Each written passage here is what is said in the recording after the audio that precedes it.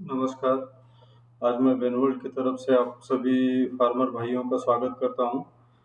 आज के lecture series में हम लोग hatchery hygiene selecting a product इसके बारे में बात करेंगे। हैचरी हाइजीन करते वक्त प्रोडक्ट को कैसे सिलेक्ट करना चाहिए, उसके लिए क्या-क्या प्रोडक्ट लगते हैं और कौन-कौन से एरिया में कौन सा प्रोडक्ट आपको यूज़फुल रहेगा, उसके बारे में हम लोग आज बात करने वाले हैं। तो उसमें अगर देखेंगे हम लोग ये पार्ट वन में हमने देखा पहले उस लेक्चर सीरीज में कि हैचरी हाइजीन प्रोटोकॉल कैसा किया जाता है, उसका इम्पैक्ट हैचरी हाइजीन के ऊपर, हैचरी ऑपरेशंस के ऊपर कैसे होता है, उसके बारे में हमने बात किया। आज हम लोग प्रोडक्ट सिलेक्ट कैसे करते हैं उसके बारे में बात करेंगे। जब प्रोडक्ट की बात आती है हैचरी हाइजीन के लिए जो जो प्रोडक्ट लगते हैं, तो वो बात करने से पहले हमको थोड़ा सा जेनरिक केमिकल्स जो कि मार्केट में ओवर द काउंटर अवेलेबल है, सस्ते होते हैं, इसलिए हमको यूज़ करने के लिए हम लोग टेम्प्ट होते हैं वो प्रोडक्ट यूज़ करने के लिए। लेकिन उस वो जब प्रोडक्ट हम लोग जेनरिक केमिकल्स जब यूज़ करेंगे तब उसके बारे में हमको क्या-क्या बातें ध्यान में रखना बहुत ज़रूरी होता है, उसके बारे में हम लोग आज बात करने वाले हैं। तो जेनरिक केमिकल्स अगर देखेंगे हम लोग, तो उसमें कौन-कौन से प्रोडक्ट्स आते हैं, एक तो हाइड्रोजन पेरोक्साइड हुआ, ब्लीचिंग पाउडर हुआ, फॉर्मेलिन हुआ, फिनाइल हुआ, पोटेशियम परमैंगनेट हुआ, एसिड्स डिफरेंट टाइप तरह के एसिड्स हुए, सोप ऑयल हुआ और कॉपर सल्फेट। ऐसे कुछ प्रोडक्ट्स है वो generally over the counter available होते हैं और हम लोग उसको उसको यूज़ करते हैं। लेकिन उसके बारे में हमको थोड़ा सा डीप जानकारी होना ज़रूरी है कि इसके फ़ायदे और नुकसान क्या होता है, तो उसके ऊपर हम लोग आज बात करने वाले हैं। तो जेनेरिक केमिकल्स के बारे में अगर हमने देखा, तो उसमें कुछ पॉइंट्स है बहुत इम्पोर्टेंट होते हैं। उसमें जेनेरिक केमिकल्स जो होते हैं वो हाईली रिएक्टिव मॉलिक्यूल्स होते हैं और वो किसी के साथ भी रिएक्ट हो सकते हैं, मतलब they react with anything and everything which comes in their way. और उसके बाद they are not user friendly and they are hazardous also.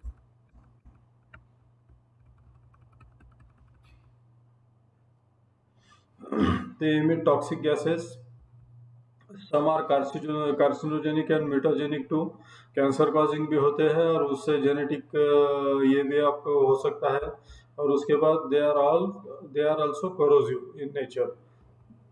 तो हम लोग पहला प्रोडक्ट देखेंगे ब्लीचिंग पाउडर। ब्लीचिंग पाउडर अगर हमको ब्लीचिंग पाउडर तो मालूम है, लेकिन उसको साइंटिफिकली कैल्शियम ऑक्सीक्लोराइड बोलते हैं, येलोइश वाइट पाउडर होता है।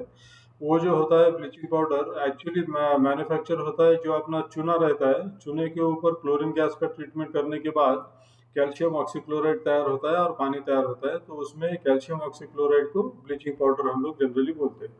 और वो ब्लीचिंग पाउडर जो होता है वो कार्बन डाइऑक्साइड के साथ रिएक्ट होके, एनवायरनमेंट में जो कार्बन डाइऑक्साइड होता है उसके साथ रिएक्ट होके क्लोरीन गैस फिर प्रोड्यूस करता है। और उसका रिएक्शन से क्लोरीन गैस होता है और कैल्शियम कार्बोनेट तैयार होता है। और उसमें अगर देखेंगे हमको कुछ बातें ध्यान में रखना बहुत ज़रूरी है ब्लीचिंग पाउडर के बारे में। तो उसमें पहली इम्पोर्टेंट बात यह है कि ब्लीचिंग पाउडर ठंडे पानी में सोल्यूबल होता है और उसमें जब वो पानी में ये हो जाएगा, घुल जाएगा, तो कुछ इंसॉल्युबल पोर्शन भी उसमें पानी में रह जाता है जो कि पानी में पूरी तरह से घुलता नहीं है। और वो जो होता है वो पूरा जो लाइम होता है वो लाइम ही बचता है। तो left over is lime only, मतलब पानी में ब्लीचिंग पाउडर मिलाने के बाद जो इंसॉल्युबल पोर्शन होता है वो लाइम होता है, चूना होता है। और वो ब्लीचिंग पाउडर जो होता है वो पीएच सेंसिटिव है, एसिडिक पानी में वो अच्छे से घुलेगा। अल्कलाइन पानी या हार्डनेस वाटर जैसा बढ़ेगा, वाटर का थोड़ा सा टेम्परेचर बढ़ेगा, उसमें ब्लीचिंग पाउडर का सॉल्युबिलिटी नहीं रहेगा। और उसके बाद breathing bleaching powder can severely irritate upper respiratory tract. ये अगर आपने आपके सांस नली के अंदर गया तो उससे बहुत सारा इरिटेशन हो सकता है और आँख और स्किन भी बर्न हो सकता है। और ब्लीचिंग पाउडर का नेचर क्या है, हाइग्रोस्कोपिक होता है, रेडिली एब्जॉर्ब करता है मॉइस्चर जो एनवायरनमेंट में रहता है उसको एब्जॉर्ब करता है। और उसमें जब वो रिएक्ट करता है मॉइस्चर के साथ, तो वो क्लोरीन गैस रिलीज हो जाएगा। और जब भी आप स्टोर करके रखोगे, ब्लीचिंग पाउडर स्टोर करके अगर आप आपने रखा कहीं पर भी स्टोर रूम में अगर रखा, तो कुछ दिनों के बाद अगर उसका क्लोरीन गैस निकल जाएगा और बचेगा वो सिर्फ चूना चूना बचेगा। तो दूसरा केमिकल के बारे में बात करेंगे, फार्मेलिन के बारे में। फार्मेलिन जो होता है 40% सोल्यूशन होता है, 37% वेट बाय वॉल्यूम और फॉर्मल्डिहाइड गैस इन वाटर। और it is a protein denaturing agent. ये इसका एक्शन है बैक्टीरिया और वायरसेस के ऊपर। और commonly used for fumigation, potassium permanganate या ब्लीचिंग पाउडर के साथ उसका फ्यूमिगेशन के लिए फार्मों में या हैचरीज में वगैरह यूज होता है। और हैचरी में भी बहुत सारी जगह पे वो यूज होता है। लेकिन इसके बारे में भी कुछ जानकारी रखना हमको बहुत ज़रूरी है।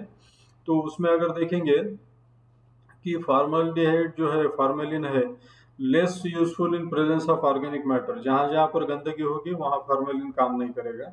It is corrosive, caustic, irritant and carcinogenic too. मतलब ये कैंसर कॉजिंग भी है, करोजिव भी है, और जलाता है एरिया को, और इरिटेट भी करता है। और जब 0.1 ppm के से ज़्यादा अगर फार्मेलिन वहाँ होगा तो आपको बहुत सारी तकलीफें हो सकती है। और ऐसा देखा गया है कि फार्मेलिन ब्रेन कैंसर के लिए भी रिस्पॉन्सिबल माना गया है। तो मतलब इसका क्या हो गया, it is carcinogenic and highly hazardous chemical compound. और उसमें फ्यूमिगेशन जो कॉमनली यूज होता है इसका हैचरीज और फार्म्स में, उसका कुछ स्टडी किया है कुछ साइंटिस्ट लोगों ने। उसमें देखा कि एक 20 ग्राम पोटेशियम परमैंगनेट और 40 ml का फॉर्मेलिन 1 क्यूबिक मीटर में अगर यूज किया, और उसको रखा, जो अंडे थे वो कंटेमिनेटेड अंडे थे उनको रखा हुआ वो रूम में, और आधे घंटा, 1 घंटा, 2 घंटा और 3 घंटे के लिए उसको गैस के कांटेक्ट में रखा, फ्यूमिगेशन में रखा उसको। उसके बाद जब देखा कि जब अंडे हम लोग वहाँ रखे थे, उसमें कंटेमिनेटेड अंडे जो थे उसके ऊपर 10⁵ और उससे ज़्यादा ऑर्गेनिज्म थे। लेकिन फ्यूमिगेशन के बाद इर्रेस्पेक्टिव ऑफ टाइम वो फिर भी वहाँ पर बैक्टीरिया मिला, 10⁻1 तक बैक्टीरिया मिला। तो उसका मतलब क्या हो गया कि complete disinfection of the shell surface was not possible with fumigation. मतलब इसका पूरी तरह से आपको 100% श्योरिटी नहीं है कि फार्मेलिन यूज करने के बाद आपको उसका बैक्टीरिया का काउंट एकदम कम हो जाएगा। ऐसा ऐसा कुछ भी नहीं है। तो इसलिए ये रिस्की भी है और इफेक्टिव भी नहीं है। तीसरा कंपाउंड देखेंगे हम लोग, हाइड्रोजन पेरोक्साइड, जिसको H2O2 बोलते हैं। H2O2 के बारे में अगर बात करना है तो हमको कुछ बातें सीरियसली देखनी पड़ेगी कि इसका अगर अपने आँखों के ऊपर एक्सपोजर हो गया तो 5% या 5% और उससे ज़्यादा कंसंट्रेशन में, तो परमानेंट आई डैमेज हो सकता है। और international agency on cancer research, America का जो एजेंसी है, उसने देखा कि हाइड्रोजन पेरोक्साइड कार्सिनोजेनिक और म्यूटाजेनिक है एनिमल्स में। और उसके बाद H2O2 अगर हमने ज़्यादा यूज़ किया तो उससे lungs, intestine, thymus, liver and kidneys के ऊपर भी उसका असर होता है। तो इसका मतलब क्या हो गया, it is not fully safe product to use in hatcheries और फार्म्स। उसके बाद हम लोग देखेंगे फिनाइल। फिनाइल फिनाइल क्या है? फिनाइल एक इमल्शन है, क्रियोसोट ऑयल और पानी और सोप का मिला के सैपोनाफाइड फिनाइल रहता है जनरली। और ये क्रियोसोट ऑयल जो है वो, उसमें क्या होता है, कार्बोलिक एसिड होता है, क्रेसॉल होता है और other homologous of phenol which exert the necessary germicidal power. और फिनाइल जो होता है वो बहुत सारी जगह पे फार्म्स में और हैचरी में यूज होता है। लेकिन फिनाइल का जो एफिकेसी है वो फिनोलिक कोएफिशिएंट के ऊपर उसका डिपेंड होता है। फिनोलिक कोएफिशिएंट मतलब क्या? ये एक मेजर होता है डिसइंफेक्टिंग पावर उसका, डिसइंफेक्टेंट का मेजर करने के लिए इन रिलेशन टू फिनॉल्स। अगर एक फिनोलिक कोएफिशिएंट होगा या उससे कम होगा, वो कम होगा। और उससे कम 1 जैसे बढ़ते जाएगा वैसा उसका एफिकेसी भी, फिनोलिक कोएफिशिएंट भी बढ़ते जाएगा। जैसे कि अपना बायोफिन जो प्रोडक्ट है वेंकीज का, उसका फिनोलिक कोएफिशिएंट 23 के ऊपर है। तो मतलब it is highly effective and very powerful disinfectant. और दूसरी चीज क्या है इसमें, फिनाइल में concentration of phenol that kill the microbes in 10 minutes and not in 5 minutes. It is a phenolic coefficient of that particular product. तो इसमें हमको ध्यान देने की बात यह है कि फिनोलिक कोएफिशिएंट जो 1 से कम होता है फिनाइल का, तो इसलिए वो इफेक्टिव नहीं होता है, टॉक्सिक भी होता है, एक्सीडेंटल इंजेक्शन से सीरियस हेल्थ इश्यूज आ सकते हैं। तो ये सब चीज़ें देखें तो फिनाइल भी यूज करना ठीक नहीं है, वाजिब नहीं है हैचरीज के अंदर। फिर नेक्स्ट प्रोडक्ट देखेंगे हम लोग पोटेशियम परमैंगनेट। पोटेशियम परमैंगनेट क्या है, ये कॉस्टिक अल्कली है। वो पानी में डिसोसिएट होने के बाद परमैंगनेट आयन और मैंगनीज डाइऑक्साइड में कन्वर्ट होता है, और वो एलिमेंटल ऑक्सीजन भी रिलीज करता है डिसोसिएशन होने के बाद। और it is very reactive and will readily react with organic material which ever comes in its way. तो इसमें पोटेशियम परमैंगनेट के बारे में अगर जानना है तो उसमें कुछ बातें ऐसी है कि वो सीरियस हेल्थ हजार्ड भी हो सकता है। कॉन्सेंट्रेटेड सॉल्यूशन से स्किन बर्न हो सकता है, हाईली कोरोसिव है और पावरफुल ऑक्सीडाइजर है। Potassium permanganate serious caustic irritant and corrosive है। और पोटेशियम परमैंगनेट को अगर फार्मेलिन के साथ मिला दिया हमने तो टॉक्सिक फार्मल्डिहाइड फ्यूम्स तैयार होते हैं, जो कि हम लोग फ्यूमिगेशन में यूज करते हैं, और which is not at all healthy to use. उसके बाद हम लोग देखेंगे कॉमनली यूज जेनरिक प्रोडक्ट जो होता है सोप ऑयल होता है। एक्चुअली सोप ऑयल अगर देखेंगे वो लिक्विड क्लीनर है, एक प्रकार का अल्कलाइन क्लीनर बोलते हैं उसको। और वो थोड़ा सा ऑर्गेनिक डर्ट कुछ अमाउंट तक 1 या 2% ऑर्गेनिक डर्ट के ऊपर वो काम करेगा, थोड़ा क्लीनिंग एक्टिविटी देगा। बट स्केल्स या सॉल्ट डिपोजिशन, वाटर हार्डनेस की वजह से जो मार्क्स आते हैं सरफेस के ऊपर, उसके ऊपर वो काम नहीं करेगा। और क्रिटिकल मिशन कॉन्सेंट्रेशन है उसके बारे में इसकी कोई जानकारी नहीं होती है। तो वो ये सब चीज़ें अगर हमने देखा तो soap oil is also not that effective as a cleaner in the hatcheries. अभी हम लोग बात करेंगे एसिड्स के ऊपर। एसिड्स का सबसे इम्पोर्टेंट पॉइंट ये है कि acids are corrosive, they cause chemical burn, skin irritation होता है उसके वजह से, रेस्पिरेटरी डिस्टर्बेंस भी हो सकता है, आई आँखों के लिए भी इरिटेटिंग होता है। और उसके बाद हम लोग देखेंगे कॉपर सल्फेट। कॉपर सल्फेट एक फंगिसाइड और बैक्टीरियोस्टैटिक प्रोडक्ट है, जनरली एग्रीकल्चर इंडस्ट्री में ज़्यादा यूज होता है। उसके डिसएडवांटेजेस बहुत ज़्यादा है। एक तो ये इरिटेंट और हाईली कोरोजिव कंपाउंड है, मॉडरेटली टॉक्सिक भी है, लेकिन इसका सबसे डिसएडवांटेज ये है कि इसका रिकमेंडेड डाइल्यूशंस कहीं भी डॉक्यूमेंटेड नहीं है।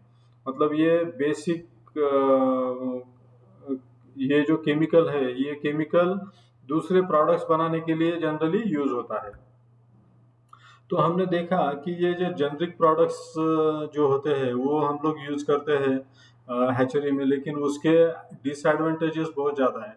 तो ये अगर प्रोडक्ट हमको अवॉइड करना है और हमारा एफिशिएंसी या हैचरी हाइजीन का बढ़ाना है, तो हम कैसे प्रोडक्ट यूज करना है। तो डिसइंफेक्टेंट या कोई भी प्रोडक्ट सिलेक्ट करने से पहले हमको कुछ बातें समझ लेना बहुत ज़रूरी है कि डिसइंफेक्टेंट जो होता है या बायोसाइड जिसको बोलते हैं वो कैसे तैयार होता है।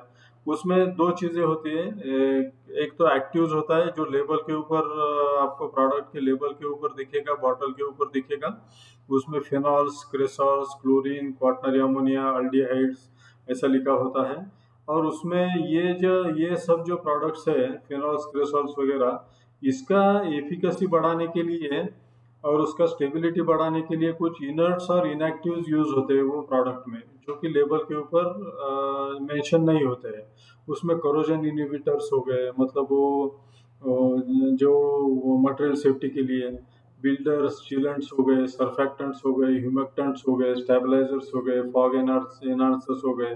वो depending on the application of that particular disinfectant ये इनर्ट्स वगैरह उसमें डाले जाते हैं। तो इसका रोल बहुत बहुत इम्पोर्टेंट होता है प्रोडक्ट का एफिकेसी और प्रोडक्ट यूजर फ्रेंडली होने के लिए।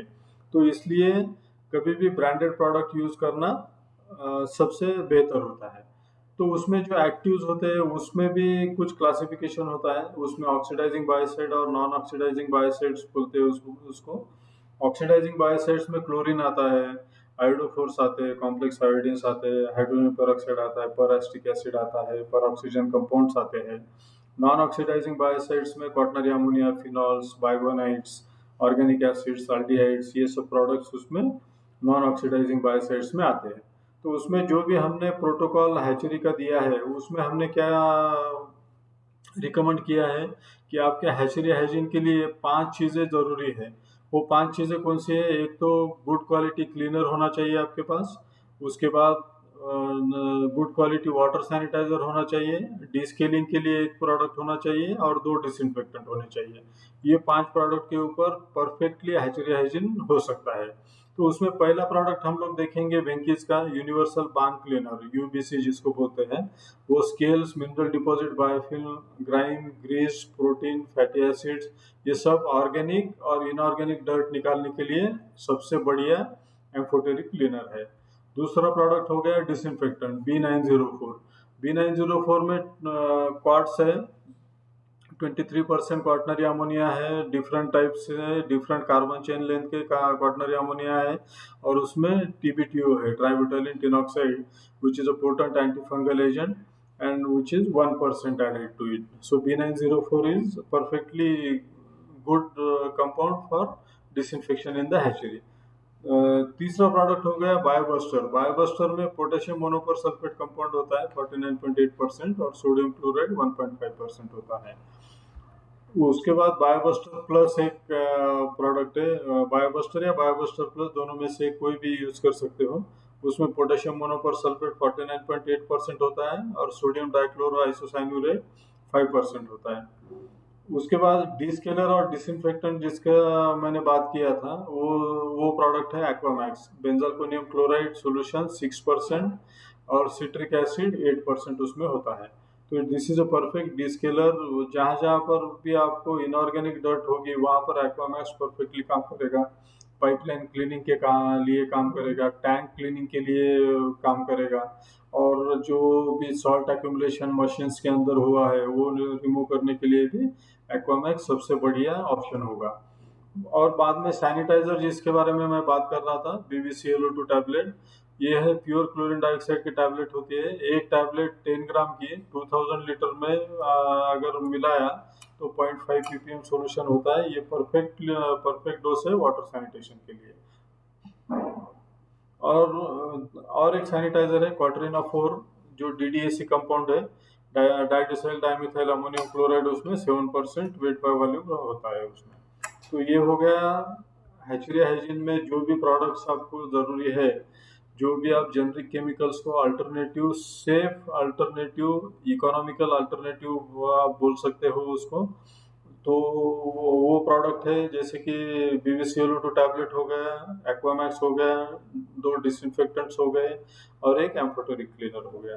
सो this was all about I wanted to talk with you कि जेनरिक केमिकल्स के हजार्ड्स कितने होते हैं और सेफ्टी उसका बिल्कुल नहीं होता है, इसलिए ब्रांडेड प्रोडक्ट यूज करना कभी भी बेहतर होता है।